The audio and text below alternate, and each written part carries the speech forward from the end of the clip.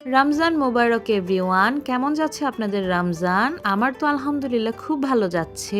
আসলে ভ্লগ দিব বলে একদমই সময় পাচ্ছিলাম না ভ্লগ দেওয়ার জন্য, যার জন্য ফার্স্ট রমজান আর সেকেন্ড রমজানের ভ্লগ একেবারেই শেয়ার করছি আজকে আপনাদের সাথে। আর এই রমজানে আমাদের বাসায় এসেছিল গেস্ট, তো তাদেরকে নিয়ে কিভাবে ইফতার করলাম আর তাদের জন্য কি কি আয়োজন করেছিলাম সবটা নিয়েই থাকছে আজকের ভিডিও। তো আসসালামু আলাইকুম everyone and welcome to my new vlog. আর ভিডিওটা শুরু করে দিচ্ছি একদম দুপুর থেকে। তখন আমি ইফতারির জন্য সবকিছু রেডি করে নিচ্ছি, তারপর একদম বিকেল বেলা চলে গেলাম সবকিছু ভাজতে। ফার্স্টে পেঁয়াজও ভেজে নিচ্ছি, তারপর ভেজে নিচ্ছি আলুর চপ আর বেগুনি। আমার কাছে কেন জানি বাহিরের কেনা আলুর চপ বেগুনি একটুও ভালো লাগে না খেতে, তাই বাসায় একটু কষ্ট হলেও আমি চেষ্টা করি বাসায় বানাতে। এরই মধ্যে ইফতারির টাইমও হয়ে গিয়েছে, তাই আপনাদের ভাইয়া এখানে গ্লাসে গ্লাসে শরবতটা বেড়ে নিচ্ছে। তারপর বসে পড়লাম ইফতারি নিয়ে। সেই দিন ইফতারিতে ছিল কিছু ফ্রুটস আর আমি বাসায় বানিয়েছিলাম কিছু আইটেম, আর আপনাদের ভাইয়া বাহির থেকে নিয়ে এসেছিল ঘুগনি আর চিকন জিলাপি। আমার কাছে তো এই চিকন জিলাপিটা অনেক ভালো লাগে। আপনারা কে কে পছন্দ করেন অবশ্যই কিন্তু কমেন্টে বলে যাবেন। তারপর একদম ইফতারি শেষে হালকা একটু রেস্ট নিয়ে চলে গেলাম চা বানাতে, কারণ ইফতারির পরে চা না খেলে আমার একটুও ভালো লাগে না, মনে হয় শরীরে কোনো এনার্জি আসেনি। যার জন্য এক কাপ চা খেয়ে নামাজ পড়ে চলে আসি সেহরির জন্য রান্না করতে। ওই দিন রান্না করেছিলাম চিংড়ি মাছ টমেটো আর আলু দিয়ে, যার জন্য ফার্স্টে চিংড়ি মাছটাকে একটু ভালোভাবে ভেজে নিচ্ছি, তারপর মশলা কষিয়ে দিয়ে দিলাম আলু আর টমেটো। এই তো কিছুক্ষণ পরে এসে দেখি হয়ে গিয়েছে আমার চিংড়ি মাছ রান্না। দেখতে যেমন সুন্দর হয়েছে খেতেও তেমন মজা হয়েছিল। আর ওই দিন ইফতারে না হালিমও আনা হয়েছিল, কিন্তু ওইটার খাওয়া হয়নি, যার জন্য এখন গরম করে নিচ্ছি ডিনারে খাবো বলে।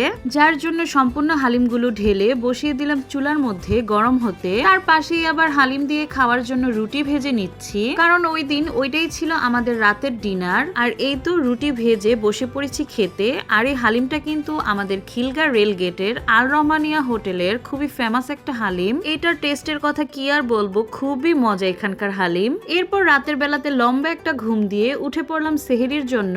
আর উঠেই তো ফার্স্টে চলে গেলাম তরকারিটাকে গরম করে নিতে। এরপর বসে পড়ি খাওয়া দাওয়া করতে। আমরা নর্মালি সেহরিতে ভাত একদমই খাই না, কিন্তু ওই দিন যেহেতু রাতের বেলাতে ভাত খাওয়া হয়নি, তাই সেহরিতেই ভাত খাওয়া। তাই খুবই কষ্ট হচ্ছিল ঘুম থেকে উঠে ওই মুহূর্তে ভাত খেতে। আর নেক্সট ডে দুপুর বেলা, মানে ওই দিন ছিল দ্বিতীয় রমজান আর সাথে ছিল ফ্রাইডে, তাই ইফতারিতে চিকেন বিরিয়ানি রান্নার প্রিপারেশন নিচ্ছিলাম। আর তখনই আমাদের বাসায় গেস্ট চলে আসে, যার জন্য তাড়াহুড়ো করে ফ্রিজ থেকে ছোলা নামিয়ে রান্না বসিয়ে দিলাম ছোলা, আর অপর পাশে রান্না করে নিচ্ছিলাম বিরিয়ানির জন্য চিকেন। আর যেহেতু হঠাৎ করে গেস্ট এসেছিল বাসায়, তাই আমি বাসায় তেমন কিছু ইফতারি বানাতে পারিনি, যার জন্য আপনাদের ভাইয়া বাহির থেকে সব ইফতারি নিয়ে আসে। তার সাথে আমি কিছু ফ্রুটস কেটে নেই। এরপর সবকিছু গুছিয়ে নেওয়া হয়ে গেলে ফ্রিজ থেকে শরবত বের করে গ্লাসে গ্লাসে বেড়ে নিচ্ছিল আপনাদের ভাইয়া। তারপর আমিও চলে আসি রান্নাঘরে, কারণ চুলার মধ্যে বিরিয়ানির চালটা বসানো ছিল যাতে নিচে না লেগে যায়, তাই আবারও ভালো করে নেড়ে চেড়ে দিয়ে আসলাম। তো তারই মাঝে ইফতারি টাইমও হয়ে গিয়েছে,